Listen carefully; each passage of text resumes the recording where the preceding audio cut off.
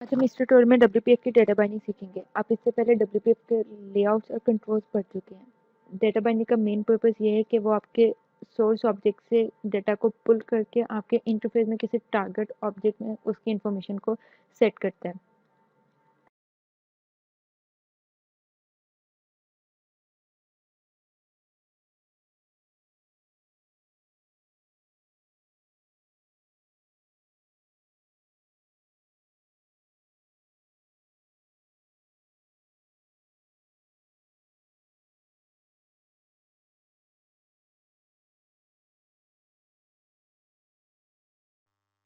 Element से data target object में set करना है, तो सबसे पहले आप अपना सोर्स एलिमेंट सेलेक्ट करेंगे। सोर्स एलिमेंट आपका एक सिंपल डब्ल्यूपीएफ एलिमेंट भी हो सकते हैं, like a text box, a combo box और अ डेटा ग्रिड। इसके अलावा आप लिस्ट ऑफ स्ट्रिंग्स को भी सोर्स एलिमेंट कंसीडर कर सकते हैं। आप एड्यू.नेट डेटा ऑब्जेक्ट को भी अपने सोर्स एलिमेंट के लिए कंसीडर कर सकते हैं। सोर्स एलिमेंट आपका कोई भी डेटा ऑब्जेक्ट हो सकता है। टारगेट ऑब्जेक्ट आपका कोई ना कोई डब्ल्यूपीएफ एलिमेंट होगा। टारगेट ऑब्जेक्ट की जो भी टारगेट प्रॉपर्टी की वैल्यू सोर्स एलिमेंट से डेटा गेट करके सेट करनी है, उसके एक कैरेक्टरिस्टिक होनी चाहिए कि वो डिपेंडेंसी प्रॉपर्टी हो। अब ऐसी प्रॉपर्टीज जिनकी वैल्यूज किसी एक्सटर्नल सोर्स, एक्सटर्नल इनपुट या एक्सटर्नल डेटा पे डिपेंडेंट होती है, उनको हम डिपेंडेंसी प्रॉपर्टी कहते हैं।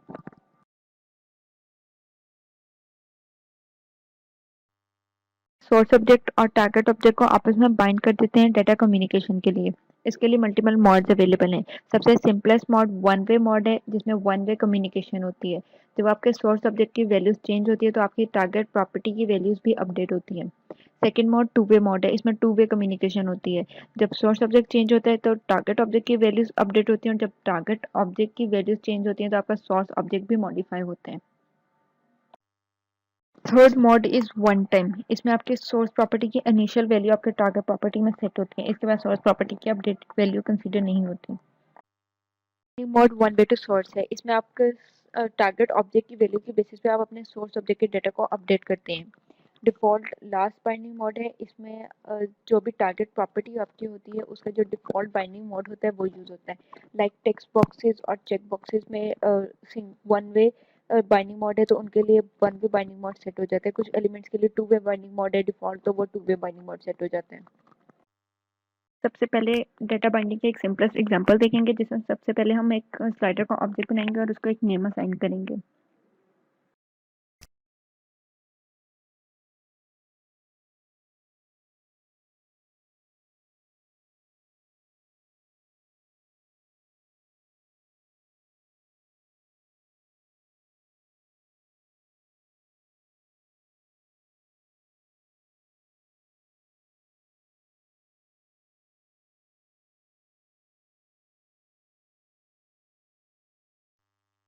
प्रॉपर्टीज मिनिमम और मैक्सिमम सेट की है।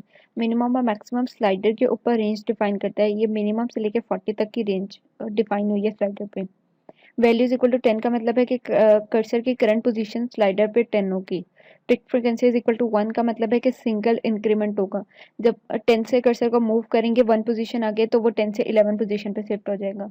टिक placement is equal to top left का मतलब है आपको स्लाइडर के ऊपर एक बार नजर आ रही होगी, उसे टिक प्लेसमेंट के प्रॉपर्टी के थ्रू टॉप लेफ्ट पे मतलब अबव सेट कर दिया है।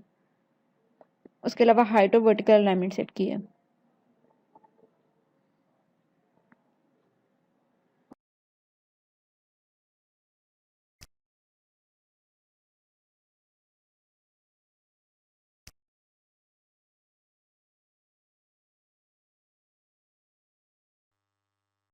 इस एग्जांपल में बेसिकली जब स्लाइडर पे कर्सर की पोजीशन चेंज होगी तो टेक्स्ट बॉक्स के टेक्स्ट का फॉन्ट साइज इंक्रीज होगा या लेस होगा। अगर स्लाइडर राइट डायरेक्शन में मूव करता है तो टेक्स्ट बॉक्स में टेक्स्ट का फॉन्ट इंक्रीज होगा, और अगर लेफ्ट डायरेक्शन में मूव करता है तो फॉन्ट साइज डिक्रीज होगा।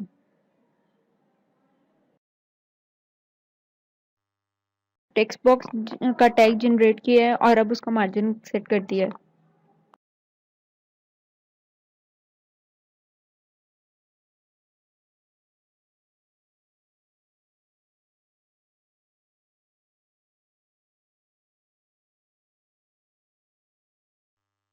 और टेक्स्ट शो कर दिया है जिसका फॉन्ट चेंज होगा।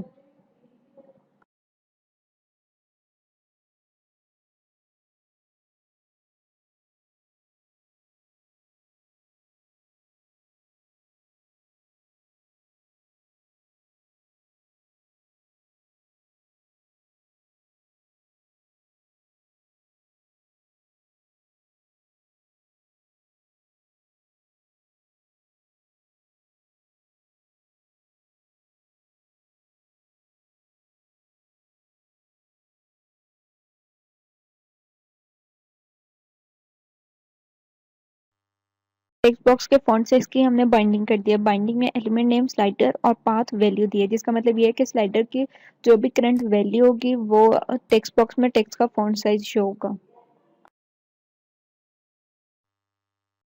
अब कर्सर को राइट साइड पे मूव करेंगे तो स्लाइडर की वैल्यू भी इंक्रीज होगी और टेक्स्ट बॉक्स में फॉन्ट साइज भी इंक्रीज होगा। लेफ्ट साइड पे मूव करने से स्लाइडर की वैल्यू भी डिक्रीज होगी और फॉन्ट साइज भी डिक्रीज हो रहा है। अब हम कोड बाइंड के थ्रू डेटा बाइंडिंग सीखेंगे। सबसे पहले स्लाइडर का फोकस का फंक्शन को ओवरराइड करना है और यहाँ पे बाइंडिंग का कोड ऐड होगा। कोड में सबसे पहले बाइंडिंग का एक ऑब्जेक्ट बनेगा और बाइंडिंग मोड डिफाइन करेंगे।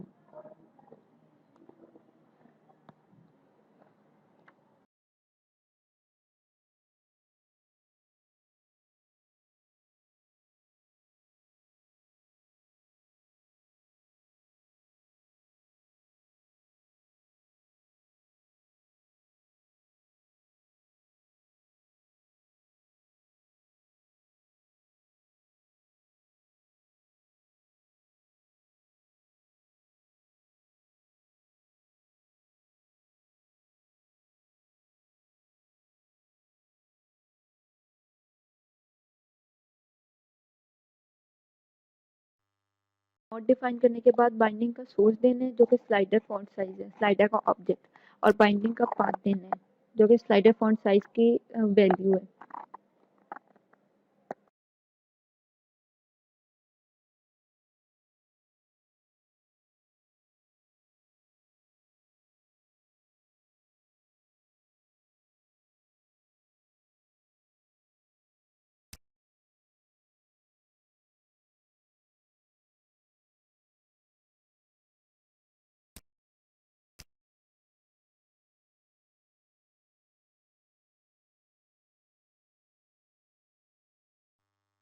इस बाइंडिंग को टारगेट ऑब्जेक्ट के साथ अटैच करना है और टारगेट प्रॉपर्टी डिफाइन करना है। सेट बाइंडिंग के फंक्शन में आप फर्स्ट पैरामीटर टारगेट प्रॉपर्टी का दे रहे हो, नेक्स्ट बाइंडिंग का, जिससे बाइंडिंग टारगेट ऑब्जेक्ट जो कि टेक्स्ट बॉक्स है उसके साथ अटैच हो जाता है। अब कर्सर की पोजीशन चेंज करने से फॉन्ट साइज भी चेंज हो रहा है।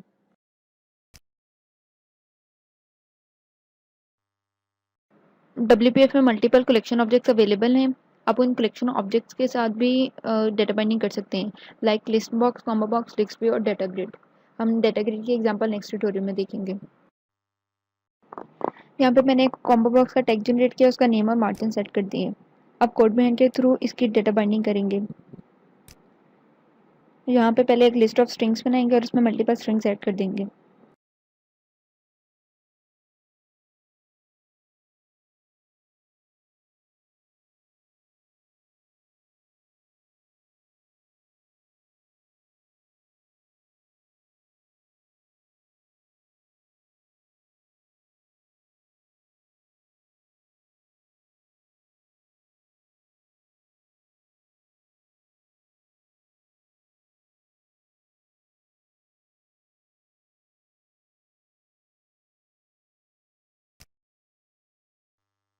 हम इस लिस्ट ऑफ स्ट्रिंग्स को कॉमा बॉक्स का आइटम सोर्स सेट कर देंगे।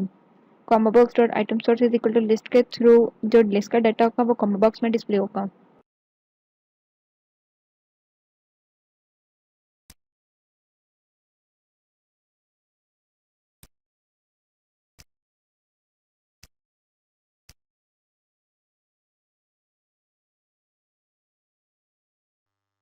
अब हम एक कस्टम क्लास डिफाइन करेंगे और उसके मल्टीपल एट्रीब्यूट्स डिफाइन करेंगे। फिर इस क्लास को कॉमा बॉक्स का आइटम सोर्स डिफाइन करेंगे। सबसे पहले मैंने एक क्लास फ्रूट्स बनाई है, इसके मल्टीपल एट्रीब्यूट सेट करने के बाद मैं लिस्ट ऑफ फ्रूट्स बनाऊंगी और उस लिस्ट ऑफ फ्रूट्स को कॉमा बॉक्स का आइटम सोर्स सेट कर दूंगी।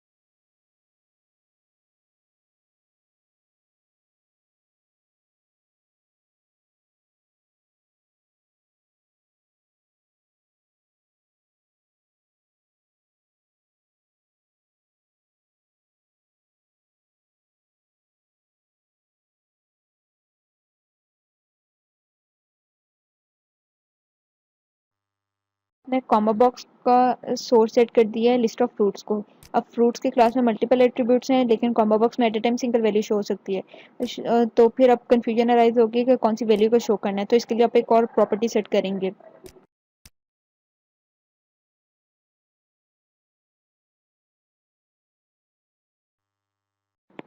Comma box dot display member path is equal to fruit name के थ्रू फ्रूट के ऑब्जेक्ट्स में जो वेरिएबल फ्रूट नेम के साथ होगा वो कॉमा बॉक्स में डिस्प्ले होगा।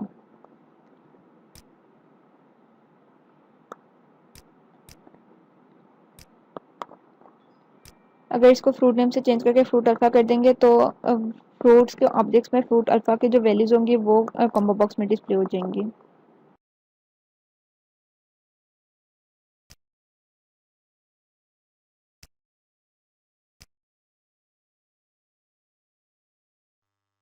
हम next data binding example database के थ्रू करेंगे। उसके लिए सबसे पहले एक डेटाबेस की फाइल ऐड करनी है।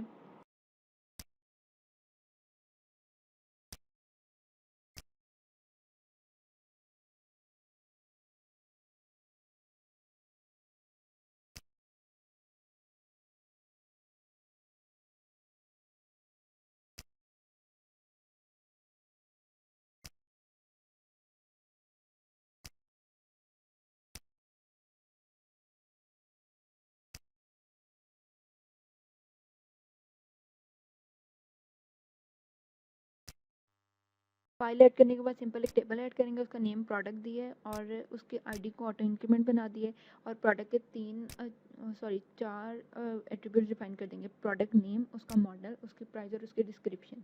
टेबल बनाने के बाद हम नेक्स्ट स्टेप करेंगे डेटा बाइंडिंग का।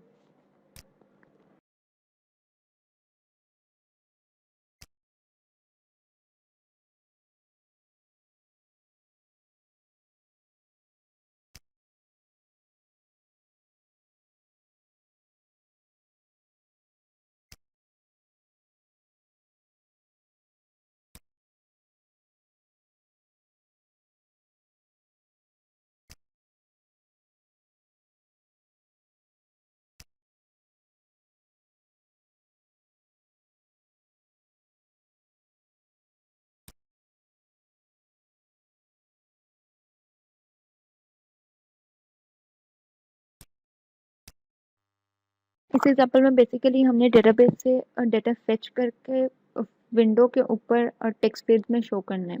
तो हमने चार एट्रीब्यूट्स डेटाबेस में डिफाइन किए थे, उन चारों के लिए चार टेक्स्ट फील्ड्स बनाएंगे इंटरफेस में।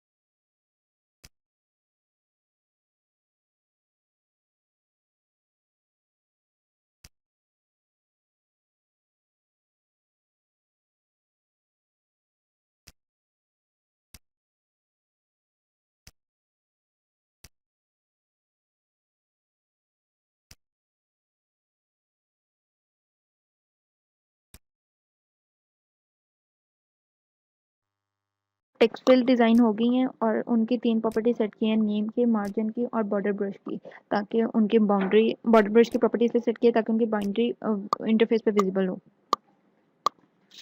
अब चारों टेक्स्ट बॉक्स के कॉरस्पॉन्डिंग चार लेबल्स डिफाइन करेंगे ताकि यूज़र को ये पता चले कि इस टेक्स्ट बॉक्स की वैल्यू किस चीज़ की है।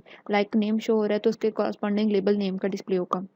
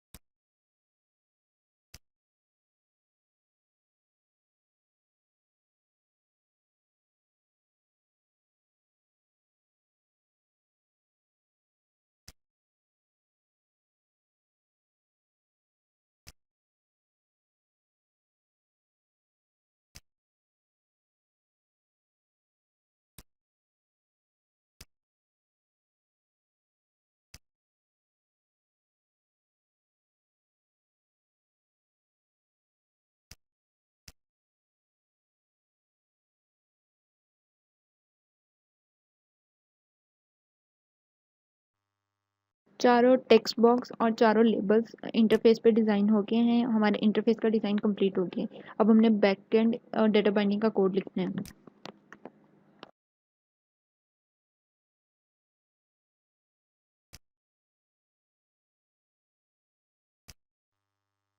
इंटरफेस से रिगार्डिंग हमारा XAML का कोड कंप्लीट हो गया है। अब हम डेटाबेस से कनेक्शन स्ट्रिंग लाकर डाटा फेच करने का कोड लिखेंगे, जो हमने अपने टेक्स्ट फील्ड में शो करना है।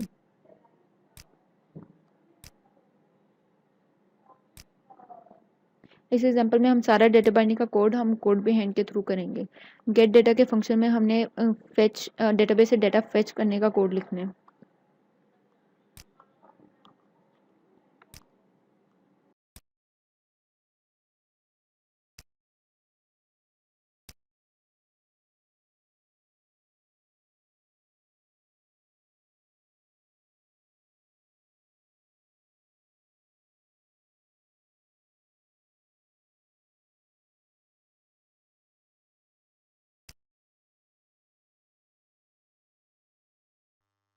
डेटाबेस में एक रिकॉर्ड हमने एंटर किया हुआ है जो कि टेक्स्ट फील्ड में शो होगा।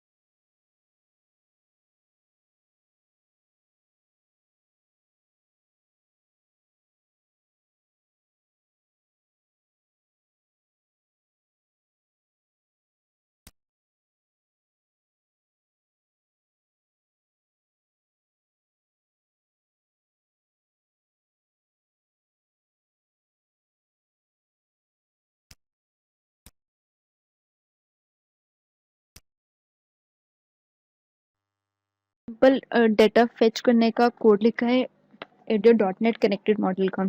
अब मैं एक हेल्पर क्लास बना रही हूँ। डेटा बनने के लिए आपको हमेशा एक हेल्पर क्लास की ज़रूरत होती है, तो आपने मल्टीपल फील्ड्स में डेटा शो करना होता है।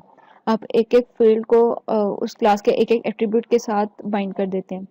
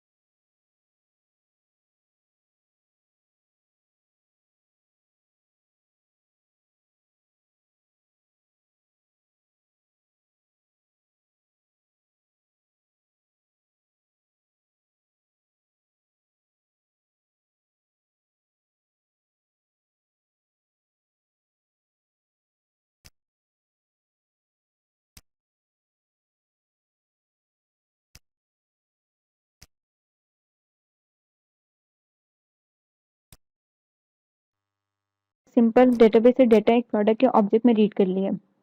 सारी टेक्स्ट फील्ड मैंने एक ग्रिड लेआउट में यूज़ की थी, और उस ग्रिड लेआउट का डेटा कॉन्टेक्स्ट में प्रोडक्ट की क्लास को रख दूंगी। तो इसका मतलब यह है कि इस ग्रिड लेआउट के अंदर जितना भी डेटा शो होगा वो प्रोडक्ट टाइप का होगा।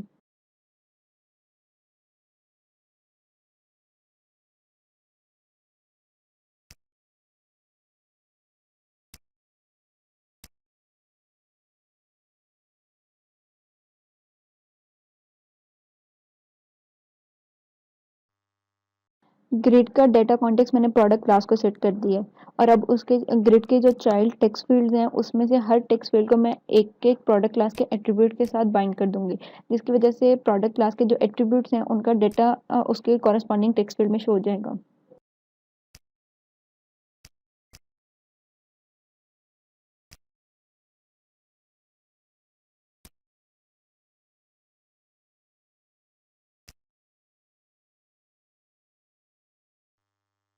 अब प्रोजेक्ट को रन करके देखते हैं। डेटा बाइंडिंग के थ्रू डेटाबेस से डेटा टेक्स्ट फील्ड में शो हो गया है।